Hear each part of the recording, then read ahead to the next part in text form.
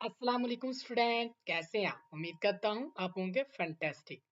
आज हम special function के नेक्स्ट लेक्चर की तरफ मूव करते हैं। पिछले लेक्चर में हमने लीमा नंबर 1 डिस्कस किया था।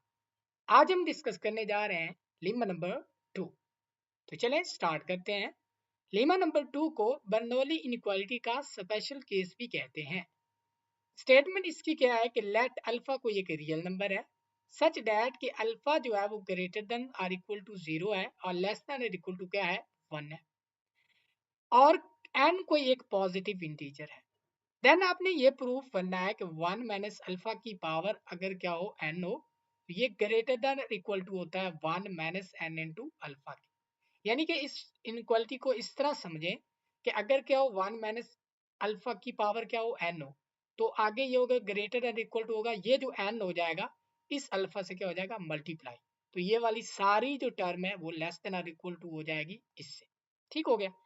अच्छा, अब जो ये वाली स्टेटमेंट है इसको हम प्रूफ करेंगे मैथमेटिकल इंडक्शन मेथड को यूज करते हुए। तो हम यहाँ पर लिखेंगे कि वो proof this statement by using mathematical induction method. तो मैथमेटिकल इंडक्शन मेथड में 3 स्टेप्स होते हैं। पहला केस जो हमारा होता है वो क्या होता है स्टेप वो बेस केस होता है। ठीक है। इसके बाद इंडक्टिव इंडक्शन इंडक्टिव हाइपोथेसिस होता है। इसके बाद इंडक्शन स्टेप जो कि फाइनल स्टेप होता है। तो चलें स्टार्ट करते हैं। अब हम चलते हैं केस नंबर 1 की तरफ। बेस केस में हम करते हैं कि पुट जो हमारी स्टेटमेंट है उसमें n is equal to 1 put करते हैं। तो यहाँ पर हमारी स्टेटमेंट क्या थी 1 माइनस अल्फा की पावर क्या थी n थी तो हम 1 पुट करेंगे।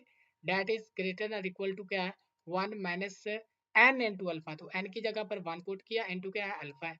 यहाँ पर हमें रिजल्ट क्या मिला कि 1 माइनस अल्फा ये ग्रेटर और इक्वल टू है 1 माइनस अल्फा की। तो ये जो स्टेटमेंट है ये क्या है इट इज ट्रू। ट्रू क्यों है कि हम लिख सकते हैं कि 8 ग्रेटर देन इक्वल टू क्या है 8 है। तो इसके लिहाज से ये जो स्टेटमेंट है ये true for n is equal to 1 के लिए ट्रू है। ठीक हो गया। अच्छा नेक्स्ट मूव करते हैं अपने स्टेप सेकंड स्टेप में। अब अज्यूम कर लिया सेकंड स्टेप में हम अज्यूम करते होते हैं कि जो हमारी गिवन स्टेटमेंट है assume it is true true for n is equal to k plus a के लिए। ठीक है। तो n इज इक्वल टू के के लिए ट्रू है। अब यहाँ पर क्या था कि ये n के लिए था तो 1 माइनस अल्फा ये ग्रेटर देन इक्वल टू हो गया 1 माइनस एन इनटू अल्फा के लिए। अब हमने अज्यूम कर लिया it is true for n is equal to k. तो डेफिनेटली जब हम ये स्टेटमेंट लिखेंगे तो यहाँ पर क्या होगा 1 माइनस अल्फा की पावर क्या होगा अब के। अब ये के लिए हमने अज्यूम कर लिया कि ये ठीक है तो ये definitely greater than equal to होगा 1 माइनस के इंटू अल्फा। तो ये हमने कर लिया अज्यूम कर लिया इसको इक्वेशन नंबर 1 कह देते हैं।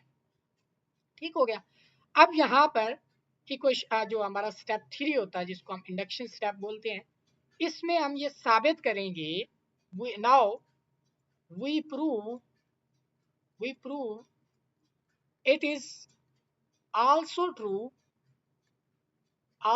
किसके लिए भैया n is equal to k plus 1 के लिए भी ये ट्रू है। ठीक है। ये हमने प्रूफ करना है। तो चले स्टार्ट करते हैं कि जो 1 माइनस अल्फा है इसकी पावर क्या होगी के प्लस 1। अब इसको मैं लिख सकता हूँ 1 minus alpha into 1 minus alpha की पावर के। ये एक पावर के तो इनको दोनों को प्लस करेंगे तो दोबारा क्या बन जाएगी 1 माइनस अल्फा की पावर के प्लस। ठीक हो गया। अब नेक्स्ट देखें। अब यहाँ पर जो फ्रॉम इक्वेशन नंबर 1 को यूज करेंगे। इक्वेशन नंबर 1 को किस तरह यूज करेंगे कि हम अगर ये दोनों टर्म्स क्या है बराबर है अगर मैं क्या कर दूं इस टर्म की जगह पर इससे छोटी टर्म लाकर रख दूं इक्वेशन नंबर 1 से ये वाली तो ये वाली पूरी टर्म क्या हो जाएगी इस टर्म से छोटी हो जाएगी। तो मैं क्या कर रहा हूँ कि 1 माइनस अल्फा की पावर क्या थी के प्लस 1। अब ये क्या हो जाएगी टर्म बड़ी हो जाएगी और छोटी हो जाएगी कौन सी term 1 minus alpha into 1 minus के इंटू अल्फा। क्लियर होगी बात।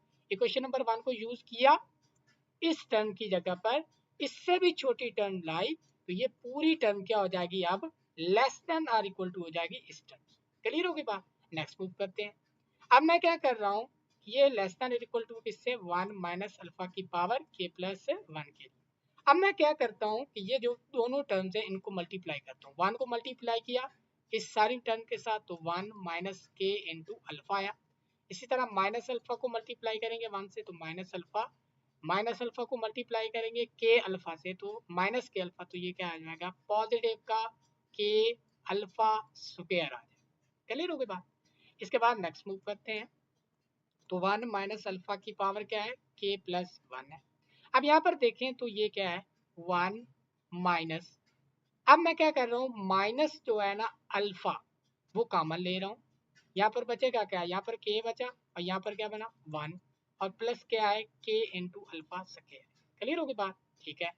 इसके बाद अगर हम नेक्स्ट स्टेप में चलें तो 1 यहाँ पर क्या होगा माइनस, यहाँ पर के प्लस 1 मैं पहले लिख लेता हूँ और बाद में लिखता हूँ अल्फा, और यहाँ पर क्या लिखा के इंटू अल्फा स्क्वायर। ठीक हो गया।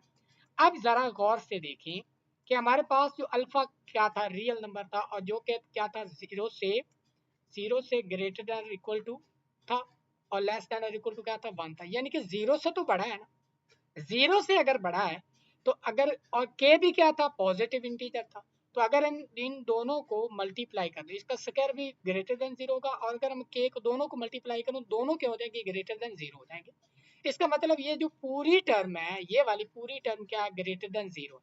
अगर ये पूरी टर्म जो कि पॉजिटिव टर्म है मैं इस पूरी टर्म में से इग्नोर कर दूं तब भी ये क्या हो जाएगी मजीद छोटी हो जाएगी, तब भी इनक्वालिटी क्या करेगी होल्ड करेगी। तो मैं क्या करूंगा कि यहाँ से इग्नोरिंग करूंगा कि मैं यहाँ पर लिखूंगा इग्नोरिंग इग्नोरिंग दिस टर्म, कि मैंने ये टर्म क्या कर दी है इग्नोर कर दी है, तो यहाँ पर तब भी क्या होगी ये वाली इनक्वालिटी जो है वो होल्ड करेगी कि ग्रेटर और इक्वल टू होगा 1 माइनस के प्लस 1 इंटू क्या है अल्फा है। अब जरा पर गौर करें, यहाँ पर क्या था के प्लस 1 था, इसको फिर मल्टीप्लाई होना था, ये लेस देन और equal to greater than equal to हुआ 1 माइनस, यहाँ पर अल्फा के साथ इसको मल्टीप्लाई होना, तो यहाँ पर देखें ये हो गई।